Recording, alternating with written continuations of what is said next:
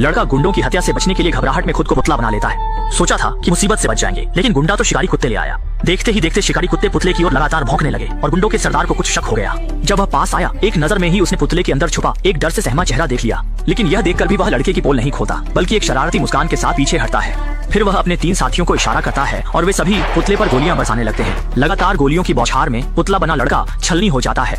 मृत लड़के को देखकर वे पूरी तरह संतुष्ट होकर अपनी बंदूकें नीचे रख देते हैं। हत्या के अपराध से बचने के लिए सरदार लाओ बाई गाड़ी से एक त्रिशूल निकालता है और उसे मृत लड़के के हाथों में रख देता है, ताकि ऐसा लगे कि लड़के ने पुतला बनकर उन पर हमला किया और उन्हें आत्मरक्षा में गोली चलानी पड़ी। लेकिन उन्हें यह नहीं पता कि इसकी भारी कीमत चुकानी पड़ेगी। और कहानी तो एक दिन पहले से शुरू होती है। लड़का अबू भले ही 30 साल से ज्यादा उम्र का था, लेकिन उसे जन्म से ही मानसिक विकलांगता थी, जिससे उसकी मानसिक उम्र हमेशा 6 साल की ही रही। वह एक मासूम बच्चे की तरह था और कस्बे की छोटी लड़की हुआ उसकी सबसे अच्छी दोस्त थी। उस दिन जब दोनों फूलों के बीच घर घर खेल रहे थे, उन्हें बिल्कुल भी एहसास नहीं था कि दूर कोई दूरबीन लेकर लगातार उन्हें देख रहा है। यह व्यक्ति कस्बे का कुख्यात लाओ बाई था। 60 से ऊपर की उम्र में भी उसका मन विकृत था और वह 8 साल की हुआ से एक तरफा प्यार करता था। जब उसने देखा कि अबू हमेशा हुआ का हाथ पकड़े रहता है, तो वह बेहद गुस्सा हो गया और अबू को मारने का फैसला कर लिया। उसी दिन उसे एक सुनहरा मौका मिला। जब थके हुए अबू और हुआ घर लौटने ही वाले थे, तभी उन्होंने देखा कि एक घर के आंगन में कई सुंदर चीनी मिट्टी की गुड़िया सजी हुई थी। जब उसने देखा कि लकड़ी का तख्ता आसानी से हटाया जा सकता है, तो शरारती हुआ ने तुरंत अबू को पकड़कर उसके साथ अंदर घुसकर खेलने की जिद की। हालांकि अबू की बुद्धि ज्यादा नहीं थी, लेकिन उसे अच्छे से पता था कि यह गैरकानूनी तरीके से किसी के घर में घुसना है, इसलिए उसने हुआ का प्रस्ताव ठुकरा दिया। लेकिन हुआ नहीं मानी और अंदर घुस गई। लेकिन जैसे ही वह खेल में मग्न थी, घर का खतरनाक कुत्ता उस पर झपट पड़ा। यह देखकर अबू को लकड़ी तोड़कर लड़की को बचाना पड़ा, लेकिन अब तक बहुत देर हो चुकी थी। जब तक वह लड़की को बचा पाया, कुत्ते ने उसे बुरी तरह काट लिया था और वह बेहोश हो गई थी। जब लड़की की मां ने यह देखा, तो वह चीख पड़ी और बिना जाने समझे उसने सोचा कि अबू ने उसकी बेटी को चोट पहुंचाई है।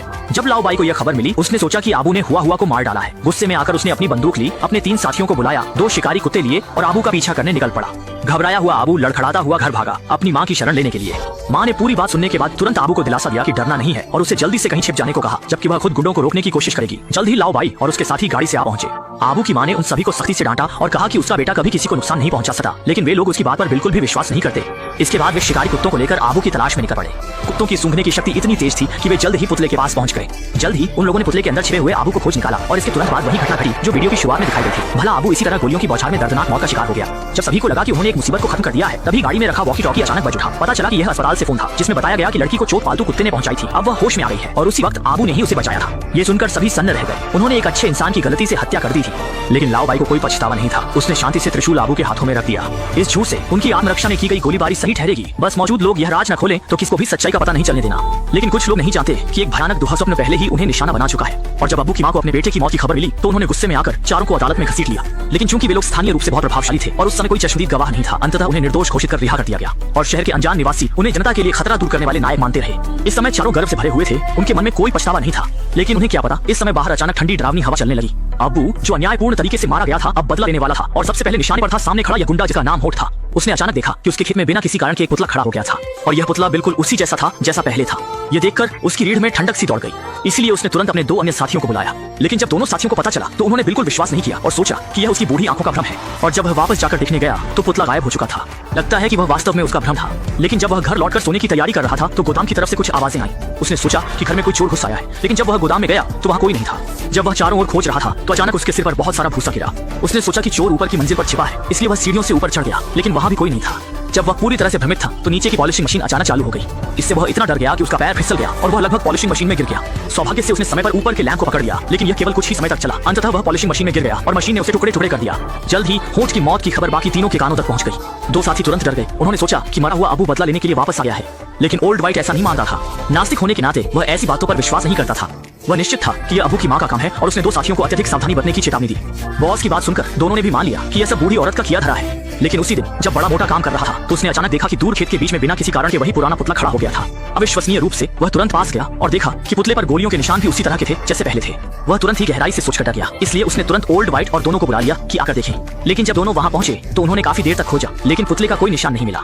ओल्ड वाइट ने सोचा कि वह पुतला निश्चित रूप से अबू की मां ने रखा था, जानबूझकर इस तरह की अजीब चीजें करके उन्हें डराने या शर्मिंदा करने के लिए, ताकि वे खुद जाकर आत्मसमर्पण कर दें।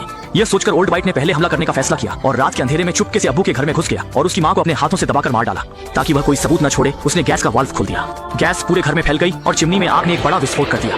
अगले दिन जब पुलिस दुर्घटना स्थल पर पहुंची, तो उन्होंने पाया कि गैस का वाल्व खुला हुआ था, इसलिए उन्होंने इसे एक हादसा मानकर मामला बंद कर दिया। बाकी तीनों ने सोचा कि अबू की मां की मौत के बाद वे चैन की नींद सो सकते हैं, लेकिन उन्हें क्या पता, यह केवल उनकी एक तरफा सोच थी। अजीब घटनाएं फिर से होने लगी।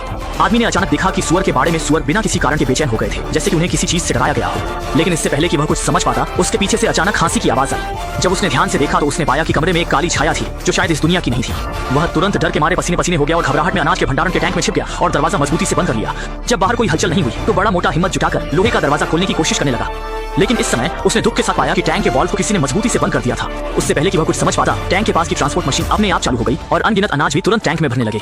नीचे का आदमी भागना चाहता था, लेकिन उसके पास भागने का कोई रास्ता नहीं था। अनाज के लगातार साइलों में प्रवाहित होने के साथ दापांग अंततः जीवित दफन हो गया। जैसे ही दापांग की सांस पूरी तरह से रुक गई और वह मर गया, बाहर की मशीन भी अजीब तरह से रुक गई। जल्द ही यह खबर दूसरे दो गुंडों के कानों तक पहुंच गई। इस समय आखिरी गुंडा डर से कांप रहा था। उसे लगा कि अन्यायपूर्वक मारे गए अब्बू बदला लेने के लिए वापस आ गए हैं। डरा हुआ वह तुरंत आत्मसमर्पण करना चाहता था, लेकिन लाओ बाई ने इसका जोरदार विरोध किया। उसका मानना था कि अन्यायपूर्वक मारे गए आत्माओं द्वारा बदला लेने जैसी कोई चीज नहीं होती, इसलिए उसे लगा कि अब्बू मरा नहीं था बल्कि छिपकर बदला ले रहा था। अपने संदेह की पुष्टि करने के लिए दोनों तुरंत अपने हथियार लेकर कब्रिस्तान पहुंचे और रात में ही कब्र खोदने लगे।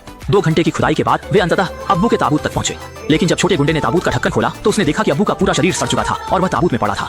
यह महसूस करते हुए कि यह अब्बू की भटकती आत्मा का काम था, डरा हुआ छोटा गुंडा तुरंत पुलिस स्टेशन जाकर आत्मसमर्पण करना चाहता था, लेकिन लाओ बाई ने उसे रोक लिया और कहा कि वह आत्मसमर्पण करने के लिए सहमत है। लेकिन जाने से ठीक पहले लाओ बाई ने कहा कि मृतकों का सबसे बड़ा सम्मान है, इसलिए पहले शव को दोबारा दफनाना चाहिए। मजबूरी में छोटे गुंडे ने उसकी बात मानी और डर को दबाकर ताबूत का ढक्कन बंद कर दिया। लेकिन तभी पीछे से लाओ बाई ने धोखे से एक लोहे की फावड़ी उठाई और जब छोटा गुंडा असावधान था उसे बेहोश कर दिया। दरअसल लाओ बाई ने कभी भी आत्मसमर्पण करने का इरादा नहीं रखा था और जेल में जीवन बिताने से बचने के लिए उसने हत्या करके मुंह बंद करने का फैसला किया। फिर उसने छोटे गुंडे के शव को अब्बू के शव के साथ गहराई से दफना दिया। अब आखिरकार किसी को भी उसका राज पता नहीं चला। जब वह कार चलाकर घर जाने की तैयारी कर रहा था, रास्ते में उसे अचानक शहर की हुआ मिली, जिसे लाओ बाई लंबे समय से चाहता था। देखते ही हुआ पास के जंगल में भाग गई तो उसकी बेहिसाब हवस उसे तुरंत कार से उतरकर उसके पीछे दौड़ने पर मजबूर कर देती है। जल्द ही उसने लड़की को पकड़ लिया और जब वह कुछ गलत करने वाला था तभी दूर खड़ी एक्सकेवेटर अचानक चालू हो गई। जब लाओ बाई सन्न रह गया, लड़की उठकर भाग गई और बिना किसी के नियंत्रण के एक्सकेवेटर भूत की तरह अपने आप चलने लगी और लाओ बाई की ओर सीधे दौड़ पड़ी। ये देखकर लाओ बाई का सिर सुन्न हो गया और जब उसने देखा कि एक्सकेवेटर उसकी जान लेना चाहती है तो वह डर से पीछे हटने लगा।